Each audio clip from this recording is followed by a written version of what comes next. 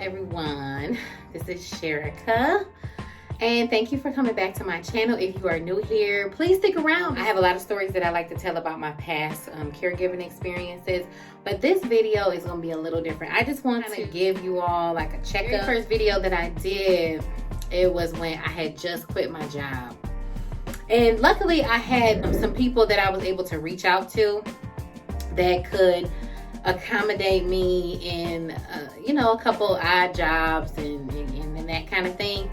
But I just really feel like that situation was very traumatic for me. I've never quit a job. First of all, I've never worked at a job that paid me as much as that job did.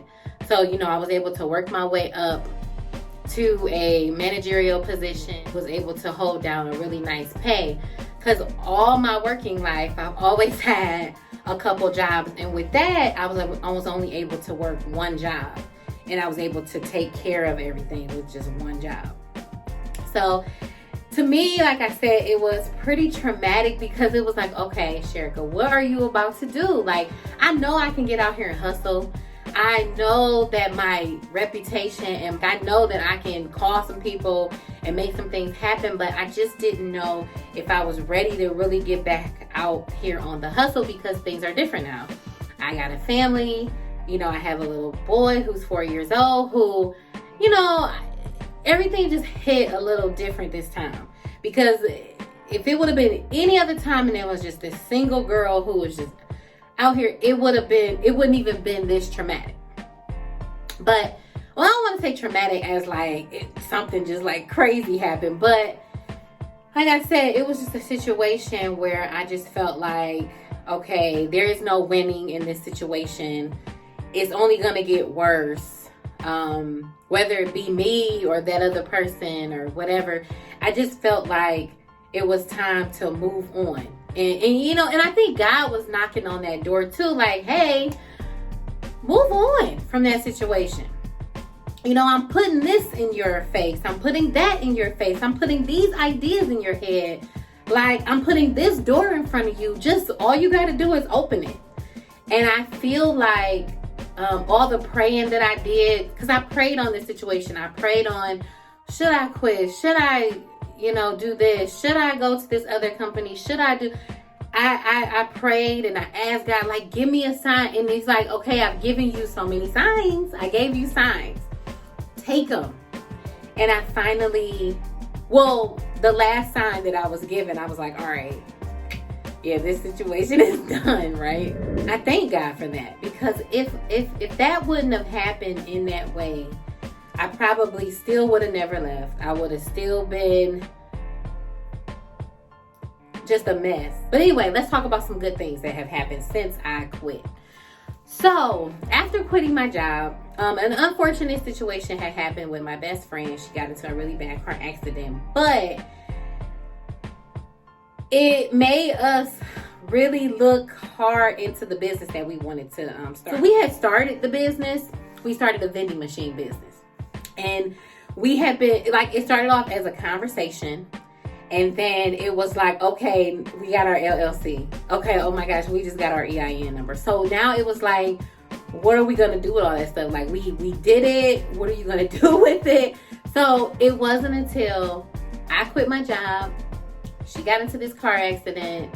Thank God it wasn't worse than what it could have been. But it made us start our business. Because before that, we were started, but we weren't started in the magnitude that we are now. And in just this short amount of time of us, getting our LLC, getting our EIN, we are up to now 8 locations with selling snacks and pop and juice and things like that. So I'm just like so happy and so excited. Like, it was like one of the worst and best things that could have ever happened.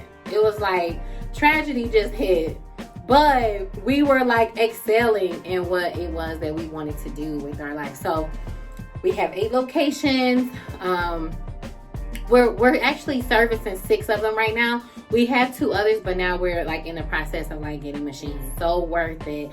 And I'm just waiting to see what it's going to be year, 2 years, 3 years down the line, you know. So it's exciting. We are both super excited. We are both working a lot. I mean, with her, all her jobs, and then now all my jobs. And so we are like super duper busy, but like I said, it's all been working. Number 2, thank God, my friend, she likes to do a lot of work for people who are homeless and less fortunate. So she was able to get me into a job at a shelter doing really good work, and it's very eye-opening. You know, they're elderly people, but they're homeless. So it's like what I do with something else that I had no knowledge about, or maybe not even, I mean, don't get me wrong, I've thought about it, I know about it, I see it, but it's not an industry that I was into. But kind of tapping into this homeless industry, it's just very eye-opening. It humbles you.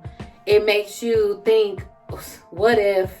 Because literally you could be okay, and then in the next breath you could be not okay. You know what I'm saying? And it's so hard out here, and it's getting harder with, you know, everything kind of being so high, and groceries and gas and stuff like that. And you're like, oh my God, I'm making pennies compared to what I'm spending out every month, you know? And that's me right now. Like, by no means, even when I was working for the job that paid me the salary that I was like, okay, that's attractive, but you still run out of money. You know, all these bills that need to be paid, you know, just with everything. Life is hard. Life is crazy, but it's so worth always learning and tapping into new avenues that you may have not if certain situations hadn't happened, right? So I was very fortunate to get into this company that, you know, helps homeless people. I mean, it's a shelter, and I have such a great relationship with a lot of the women there.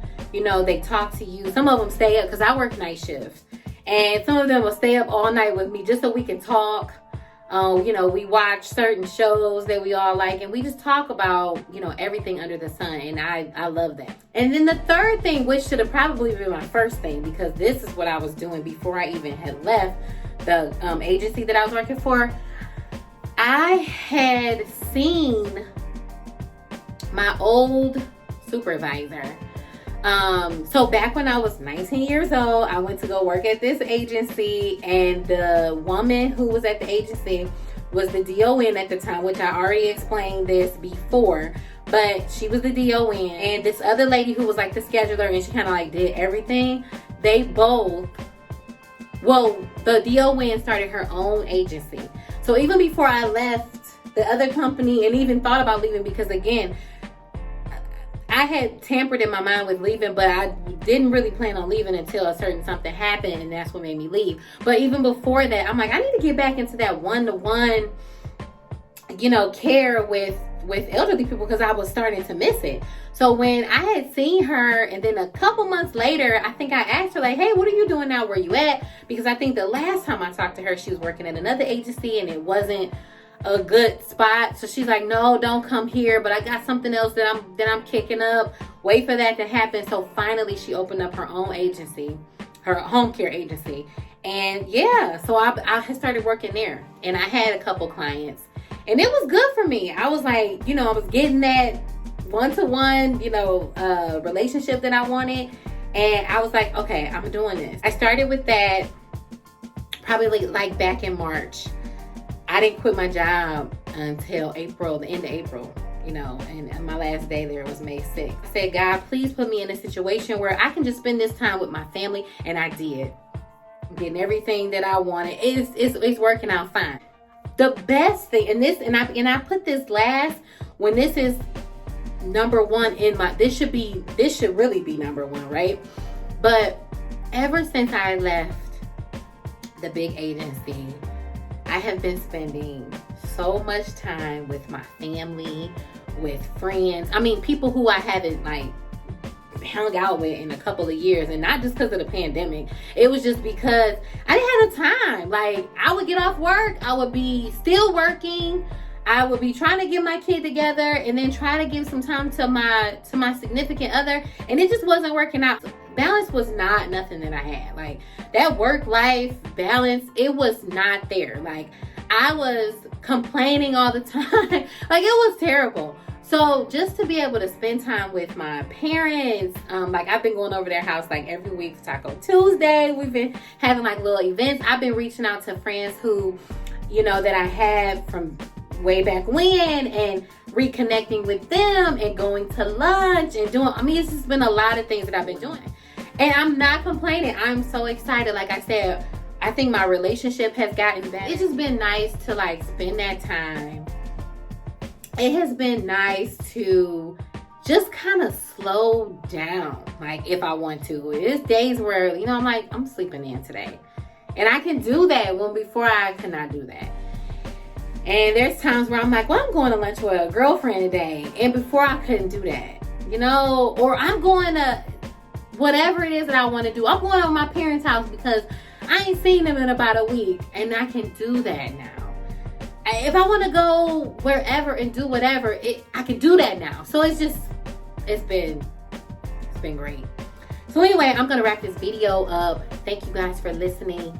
Please subscribe, like, comment, share, you know, talk to me over it. I will answer you back.